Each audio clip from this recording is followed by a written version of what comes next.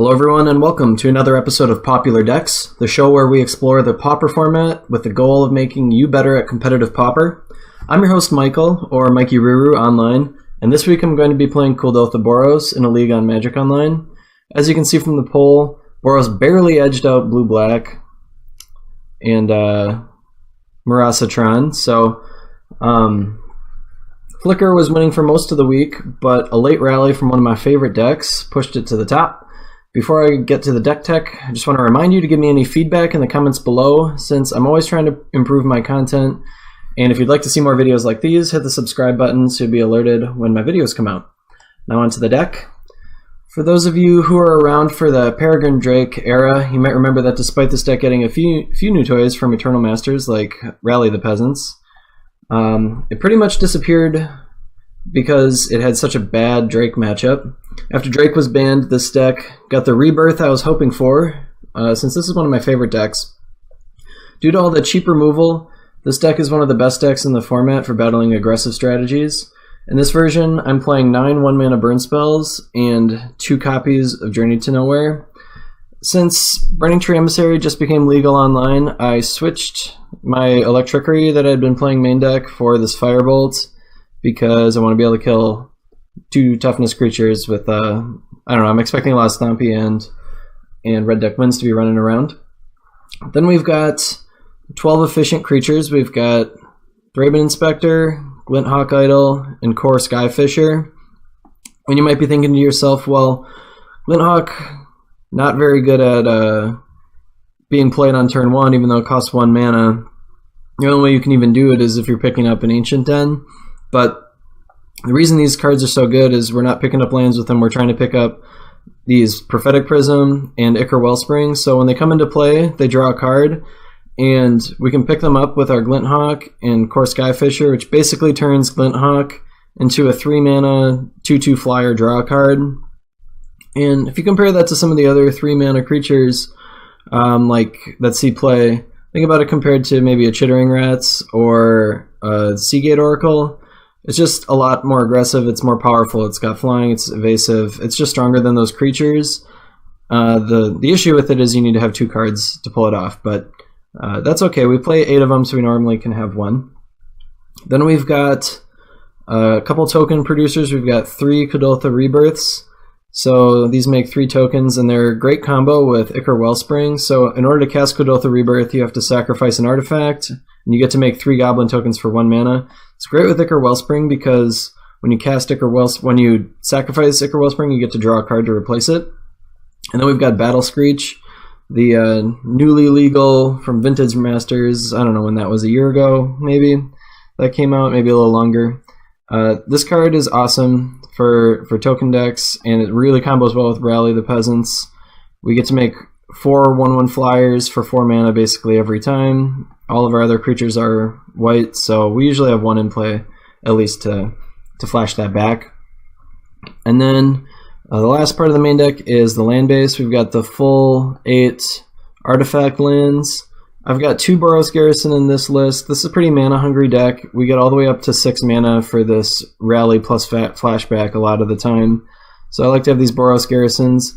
They're also really strong at picking up some of our value lands. We've got 2 Cycle lands, and then I play 3 life gain lands, in addition to the Windscarred Crags, of course. I do this because I think Burn is overrepresented in Pauper leagues right now, or all the time basically. So I want to have these in there.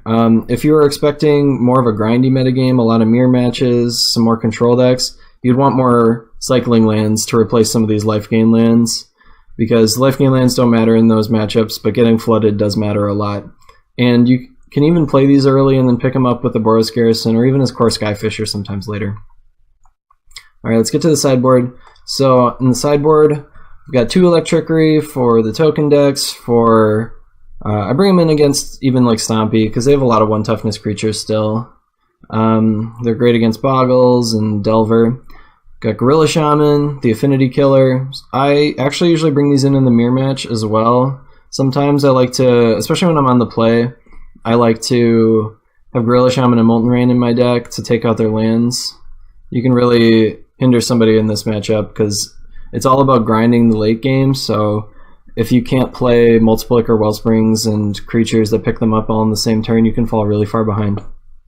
You got 3 Pyroblast, pretty standard, fighting blue decks.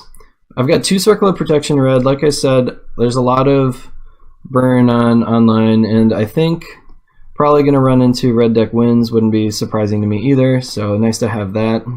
It's great against Affinity too. Bring in one of them at least against Affinity normally. You got Standard Bearer. It's really good against Stompy. None of their pump spells work anymore. It's great against Boggles, of course. Ancient Grudge, mostly for Affinity. Sometimes I bring it in the mirror if I really want to take out their lands, but normally I just want the Gorilla Shaman. I don't really want the Ancient Grudge. Then finally you got 3 Molten Rains. They're for the control decks. Any deck that you think is going to go long, you want these Molten Rains. Tron decks especially, of course.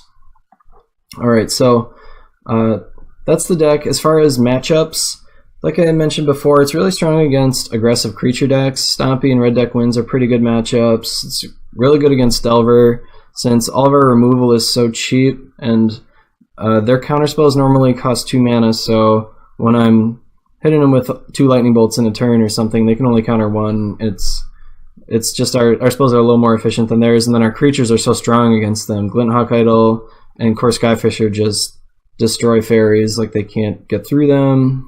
They don't have a lot of removal, and even the removal they have is all bounce, so then we just get value again when we replay it and pick these up again. So that's a pretty good matchup. And we have a pretty decent matchup against Affinity. We got some Journey to Nowheres, and then these Galvanic Blasts can take out the 4-power creatures. And then post-board, we really have a good matchup against them, just because Gorilla Shaman's such a house. Boggles is a pretty bad matchup main deck, but sideboard we've got some stuff. Standard Bearer is really strong against them. Electrickery is really strong against them. So something to consider is some people play Circle of Protection green for the Boggles matchup. I don't have it in here right now. I don't run into Boggles enough to justify it, and our Stompy matchup's already pretty good, but that's something you could consider. Like, if you want to give up on the Tron matchup, which is I'm about to get to, the Tron matchup is terrible. It's nearly unwinnable in the main deck, and then post-board it's still really bad. Molten Rain is your best chance against them pretty much. You get a fast clock down, and then you Molten Rain them on 3, and then maybe you, like, I don't know, turn 3 you Molten Rain them, turn 4 you play Battle Screech, and 5 you try to kill them with Rally. So that's kind of how you have to really race them super fast. So you could just give up on that matchup, and you could bring in something like Circle of Protection green for Boggles if you were running into that a lot. The other bad matchup for this deck is kind of control decks are not always a great matchup. We have a lot of different threats that require different answers, so sometimes they can stumble, and then we can burn them out at the end. But at the end of the day,